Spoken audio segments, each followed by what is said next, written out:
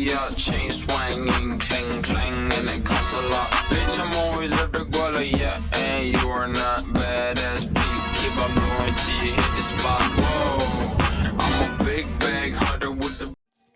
Pembelajaran olahraga.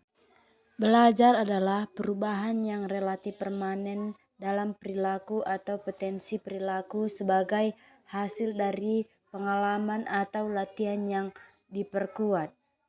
Seseorang dianggap telah belajar sesuatu jika dapat menunjukkan perubahan perilakunya.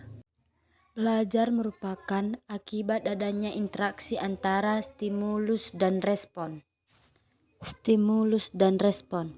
Stimulus adalah apa saja yang diberikan guru kepada pelajar, sedangkan respons adalah reaksi atau tanggapan pelajar terhadap stimulus yang diberikan oleh guru tersebut.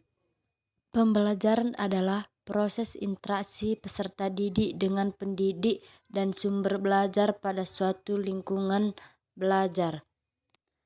Pembelajaran juga merupakan proses untuk membantu peserta didik agar dapat belajar dengan baik. 7 prinsip pembelajaran. Yang pertama adalah perhatian dan motivasi. Perhatian ialah pemutusan energi fisik atau pikiran dan perasaan terhadap suatu objek. Motivasi ialah tenaga yang menggerakkan dan mengarahkan aktivitas seseorang. Yang kedua adalah keaktifan belajar. Belajar menunjukkan adanya jiwa yang aktif. Jiwa tidak sekedar merespon informasi, namun jiwa mengolah dan melakukan transformasi informasi yang diterima. Ketiga adalah keterlibatan langsung. Keterlibatan langsung adalah semakin banyak aktivitas yang dilakukan pada siswa dalam proses pembelajaran, maka akan semakin mudah siswa tersebut untuk memahami sebuah materi. Yang keempat adalah pengulangan. Prinsip pengulangan ini bertujuan untuk mengaktifkan daya-daya yang ada di dalam diri individu. Dayanya seperti mengamati, menanggapi, mengingat, merespon, menghayal, merasakan, dan berpikir.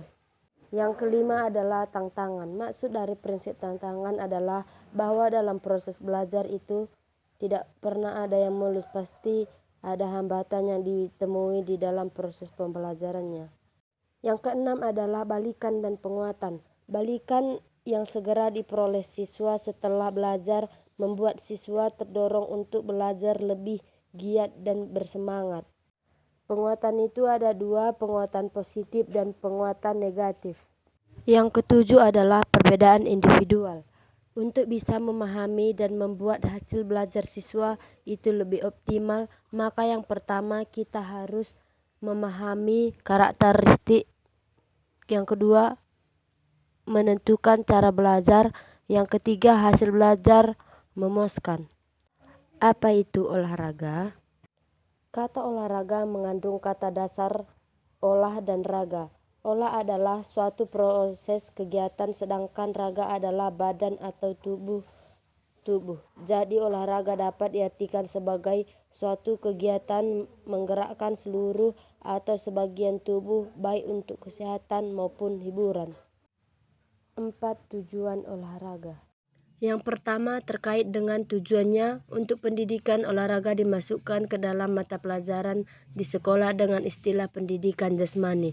Tujuan olahraga di sekolah untuk mendorong siswa mengembangkan keterampilan motorik, sikap sportivitas, dan meningkatkan kemampuan fisik. Yang kedua, olahraga untuk rekreasi memiliki tujuan bersenang-senang. Yang ketiga, olahraga untuk prestasi dilakukan dalam kejuaraan tertentu. Yang keempat, olahraga untuk rehabilitas dilakukan dalam rangka memperbaiki keadaan tubuh seseorang yang pernah sakit. Manfaat olahraga. Olahraga mempunyai banyak manfaat bagi seseorang yang melakukannya. Dalam hal kesehatan, olahraga secara rutin dapat membantu menjauhkan dari beragam penyakit. Hal ini terjadi karena olahraga dapat meningkatkan daya tahan tubuh. Olahraga juga dapat merangsang pertumbuhan ideal dan membantu tubuh menjadi lebih tegap. Gerakan fisik dalam olahraga juga dapat memperlancar peredaran darah. Saat aliran darah lancar, tubuh pun dapat terjaga dari asupan nutrisi dan oksigen sehingga tetap sehat. Lancarnya aliran darah membuat konsentrasi semakin baik. Bukan hanya itu saja, olahraga juga bermanfaat meningkatkan daya pikir dan kinerja otak sebagai pengendali gerak sadar. Selain itu, orang yang berolahraga secara teratur lebih terbiasa bergerak dan mengekspresikan dirinya sehingga bisa lebih percaya diri. Bagi sebagian orang, olahraga juga bisa menjadi aktivitas yang dapat membantu mengurangi stres. Gerakan motorik. Kata motorik merupakan terjemahan dari kata motor yang artinya dasar mekanika yang menyebabkan terjadinya suatu gerak. Perkembangan motorik. Perkembangan motorik adalah sesuatu proses kematangan atau gerak yang langsung melibatkan otot-otot untuk bergerak dan proses pensyarafan yang menjadikan seorang mampu menggerakkan tubuhnya. Perkembangan motorik dibagi menjadi dua macam.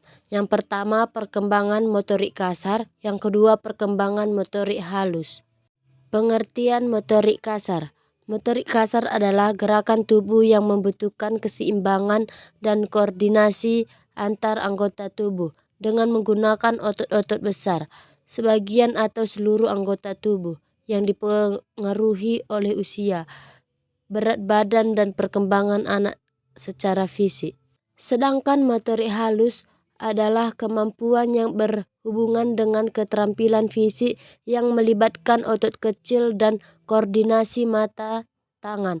Saraf motorik halus ini dapat dilatih dan dikembangkan melalui kegiatan dan rangsangan secara rutin.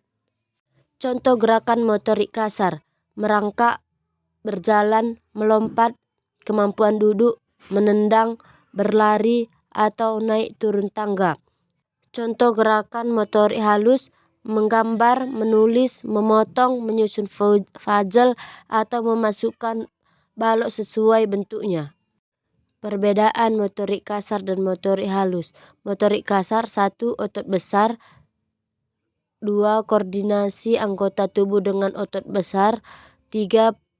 Pesatnya perkembangan pengaruhi oleh usia, berat badan, perkembangan fisik juga kematangan syaraf anak. Sedangkan motorik halus: 1. Otot kecil. 2. Koordinasi mata dan tangan dengan otot kecil. 3. Pesatnya perkembangan dipengaruhi oleh dari stimulasi lingkungan.